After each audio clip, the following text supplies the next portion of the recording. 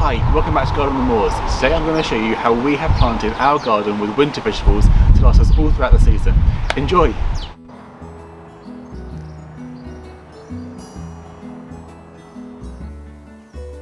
Yesterday I took all of the potatoes out of here, so we had our first early potatoes which have been cleared from here. This is our no dig bed. I've just now weeded it, so all the weeds is gone that have grown up whilst the potatoes were growing, and it's now time to plant out the leeks. These are a variety called Musselburgh, which I grow most years, actually every year even. I even managed to grow some last year when I didn't have any seeds. I managed to find a couple left, so yeah, always grow these. They're a favourite of mine. I sowed them in February sort of time in a big seed tray, planted them out into these modules, and they are very healthy looking plants now, really strong and great growth, and they smell amazing. I can already, the smell of leek coming off of these is quite strong. But so we'll plant these out now, and they should be ready in about November-ish sort of time, and then we'll be ready. We'll be able to harvest them throughout the winter then, really.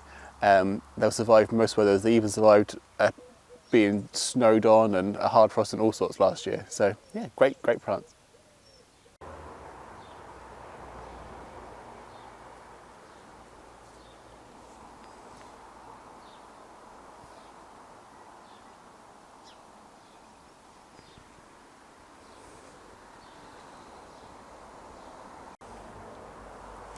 So these leeks want to be about 30 centimetres from the next row. So I've got some onions there, and I've got my little measuring stick of about 30 centimetres. Just get rid of these little last few weeds. And I'll pop my guideline in just so it makes it a lot easier when we're planting. And then do the same down the other end. So I've got my little modules here of leeks. The roots are growing out at the bottom, so they're going to have to come off, I'm afraid, so I can get them out. But plonk it up. These are quite old trays now. Plonk it up, and there is a lovely leek plant with great roots. It's a little bit, it probably wanted to come out a bit sooner, but the space wasn't ready yet, so I'll just tease out the roots a bit to help them get around. And then we want to pretty much bury the leek so that there's lots of white there where it isn't getting any sunlight. So the ground's quite hard where we've had a really dry year, so I'll just dig that in and earth up this soil around it. That's happy with that, and then it just needs to be, next one just needs to be 10 centimetres away from the first one. Tease the roots again, and luckily my little trowel has a ruler on it so I can see how far away that is. Just plonk him in there. Lovely. Now I'll just carry on planting them until I fill my space, and then they'll need a good watering and then kept watering until they're nice and big and ready to harvest, well, start of winter.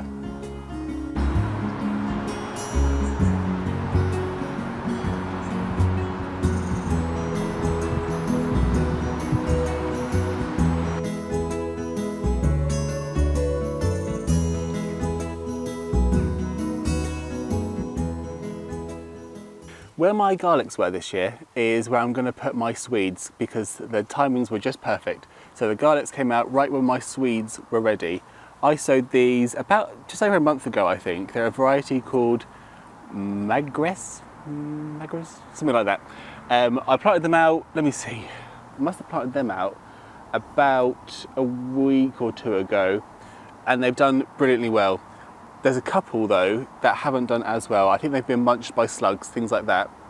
So what I'm going to do is replace them with my leftovers from when I first planted them out. So that's all I need to do today with those. What I have done as well is used the space between my overwintered onions. They're almost ready to harvest, so like I say, it won't be long before their harvest, probably about next 2 weeks I suspect. And then I can pull those up, and then the remaining swedes that are that means that there'll be loads of room there. And what I've done is I've put the swedes in that gap, sort of interplanted them, so that they're growing, and then they'll use up that room once the onions are out. So it's just a good way of using space, basically. It's a tip I saw old Charles Dowden do, so I've copied it myself and seeing how it goes. So far, so good. So here's one that hasn't done very well. It's just died. You can see the old cabbage collar that's still there. This is to protect it from cabbage root fly. So all I've got to do is got my plug plant, make a little hole and plonk it in there to replace the plant that's missing. Tuck it in nicely and then put this little collar around it again. This is just, like I say, to stop the cabbage root fly, which we do have a problem with around here. Ideal. So now just to fill in the blanks. It's just started raining, which is actually good for us because obviously the ground is incredibly dry from the drought we've had, but that's also quite handy because I'm in here and I can sow some seeds now, which is good. Some things that are going to harvest throughout winter. I've got a variety of things that I'm going to sow today. I have some beetroot, 2 varieties of beetroot. I've got the old favourite of Boltardy, and I also have this really pretty variety with like candy cane swells in. Oh, now that is called Chioggia? I'm not sure, but we'll get a zoom up so you can see, and hopefully you can tell me how it's pronounced. I've got 2 types of turnip. So obviously we've already got the Swedes that are out there, and then we have normal turnip. So I've got one called Sweet Bell, which is a normal looking one, sort of pink top, white bottom, and Snowball, which I grew last year and was brilliant. It's a pure white one. The last thing I'm going to sow today are some Swiss chard, because they're absolutely brilliant, to be honest. So this is a variety called Bright Lights, so it's a really good mix, and it just means, you know, it's a lot more colourful on your plate, and we really love them. So I'm going to sow all of these today, and then we'll be able to harvest them throughout winter. So let's get to it. The first thing we need to do is get one of our seed trays. Now, obviously, I've got a few seed trays now from all my leeks and Swedes that I've just sown. I'm on the floor because all of the greenhouse space is taken up with tomatoes and peppers. But they're more important than I am, so I don't mind being on the floor. So yeah, like I said, we've got these seed trays now, which we can use thanks to the Swedes and leeks being out. I'm just filling these with some peat-free multi-purpose compost. They won't be in here for particularly long. They should germinate in the next 2 to 3 weeks, and once they are, you know, a fair size, not big, but a fair size, then I'll pop them out. So when I'm saying that, I mean about 2 or 3 leaves. There's a chicken breaking into the greenhouse just behind us, which is not allowed in here. You can probably see I've got some rose petals drying. It's actually our wedding in a week's time, a week yesterday, so we've got 6 days to go. So I've been trying to get our own confetti on the go. I'm just going to see if I can shear out, but obviously the dog's there too. There's too many animals here. Come on, missus. Yes, thank you, dog. We don't need your assistance. Oh, the fun. Right, now that she's back where she belongs, she's probably trying to hide from the rain like the rest of us. But there's plenty of shrubs for her. She's probably just curious as to what we're actually doing. Right, where were we? So, I've popped some compost into these seed trays and just squishing it down because I don't really want any air gaps. I don't want it to be compacted, but I don't want air gaps because they're no use really to the roots. So a little squish down gives us the perfect amount of soil in there. Fab. So this is our first variety of beetroot we're going to be sowing. So that's its name. I think maybe Chioggia, if it's Italian. Chioggia. But I have a little label written out, so I know that these are this variety. We like to eat beetroot sliced like that and then roasted in the oven. So I'm hoping it will look really nice once it's cooked. Oh, a fresh packet of seeds, lucky me. And they're all loose, that's fine. So if they're loose like this, sometimes they keep them in a nice little an envelope and it's a bit easier. But sometimes they can be loose like that, which is fine. And just be careful that they don't spill out. So I try and feed my hand as best as possible.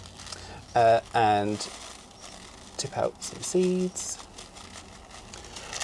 I'm going to be sowing, now I had planned to sow 4 per module, but I don't know if there's enough here. So what I'll do is 3 per module, and if there's any left over, I can top them up. What that will do is give me a nice little clump of beetroots that will all be sitting together, and then I'll be getting more for my space. So I'm just plonking them in. They've all got some mates, so they won't be lonely, which is nice.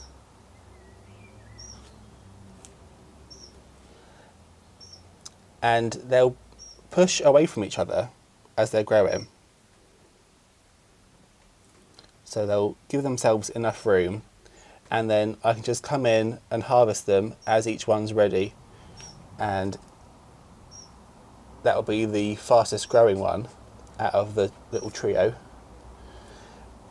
And then its mates that's left behind will be able to step up then and think, oh, I've got loads of room. And then they'll carry on growing and fill in that space, and I won't need to keep planting them out or keep sowing. They'll sort of keep on top of each other. That one's got 4, never mind.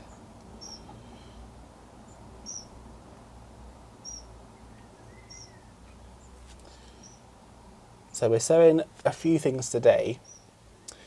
So Swiss chard is part of the beetroot family, and you can eat beetroot leaves just like you would chard. So actually we'll have loads and loads of harvestable crop from all of these different things. But what that does mean is that I can let the chard carry on growing and developing into decent plants for winter, to see us through winter, because they won't really grow so much over winter. They'll be fine, but they won't be growing. Oh, have I got any left? A few left, so I can top them up to 4, which is good. And eat the beetroot leaves in the meantime, when we harvest each beetroot. I like to cook them a bit like spinach, so sort of steam them with a bit of butter in the end, and salt and pepper, and they're lovely.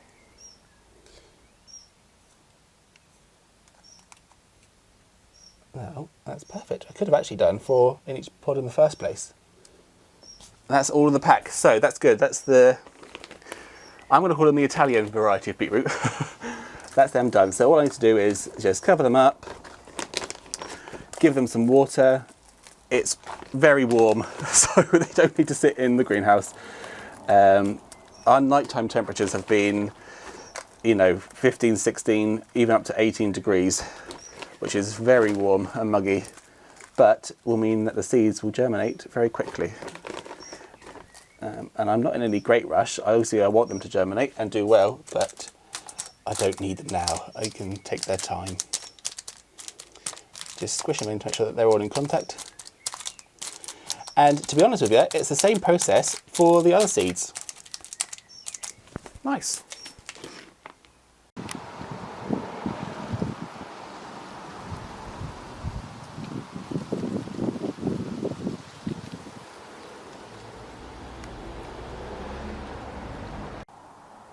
It's been a couple of weeks now since we sowed our winter veg. In front of me here, I've got some Swiss chard.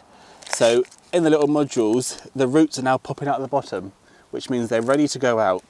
We've had brilliant germination rate on these. So these are the Swiss chard. We also have 2 kinds of beetroot and 2 kinds of turnip, and it's now time for them all to go out. I've got the Swedes next to me, which have done really, really well. They are being munched mainly by snails. I've just been coming out, it's been very wet, so whenever it's rained, I've come out, picked off the snails and disposed of them. Luckily there's another one here. So that's ready to go to the chickens.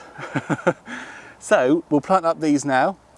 And yeah, all we need to do is just pop them out the bottom and then plonk them in a line along here. I've put the chard at the far end because they're going to probably be the tallest really. And then the rest of the veg I'll put further down. So because the sun comes from this direction. So with them being the tallest, they're not going to cause shadow onto anything that I'm worried about.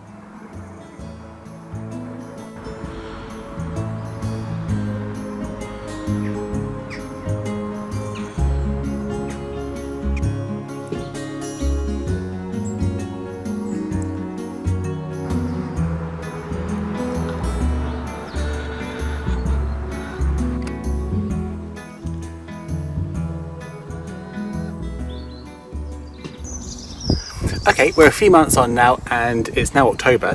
The turnips and the beetroot that we planted has done really, really well. It's been a really hot day today. Even though it's October, it's been over 20 degrees C. But we have got some turnips ready for picking. And there's some beetroot as well. Not sure doing well, but there's another turnip there. So these are ready to go. And I also have some young plants just here which I can use to replace any gaps in the rows, so then they'll grow over winter and hopefully be ready for us in spring. But the real reason why we're here today is for my favourite thing to plant, which is garlic. So I've got my 2 varieties that I save every year. So we've got these ones here, which are rose white garlic, and these ones here, which are Provence white garlic. They're slightly chunkier and more yellow, whereas the rose white have a little touch of pink to them, which is lovely. But you plant them all in the same way, garlic that is, which is we want there to be a good inch above the top of the clove when it's in the ground. This is just a bulb that's been split into the cloves, and I'm trying to keep the root plate as intact as possible, so then it's got a really good start in life. But we want a good inch above the top of the clove when it's in the ground, like that. That's where the leaves will come out of, that's where the roots will come, and then it will grow. We plant it in October, so it's got some time to establish before winter really hits. But that winter hit is good for it because it's the cold, the real minus temperatures where it's frozen, that will split the bulb into different cloves. And then it should be ready to harvest in around July time. But there's a full video if you want to see more, which I'll put in the link below. Okay, so I've got my row lined out. So it's 30 centimetres from the last one. This is a no-dig bed. So I'm trying to do as little disturbance as possible to the soil. But we just make a little hole, plonk it nice and deep. This is good 2 inches above, and cover it up. And then it wants about 15 centimetres between each plant. So that one was there. So I'm going to give it lots and lots of room, because I'm going to make sure there's loads of room, because I have been having some problems with rust, which is a fungal disease. So I'm hoping that giving it a bit more room is going to help it.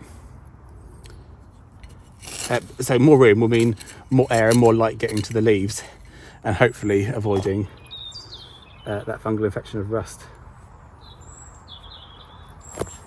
And I'll also probably give more room between the rows for the same reason. But this is a sunnier spot than where I normally would go, so again I'm hoping that's going to help. But yeah, just gotta wish them luck now.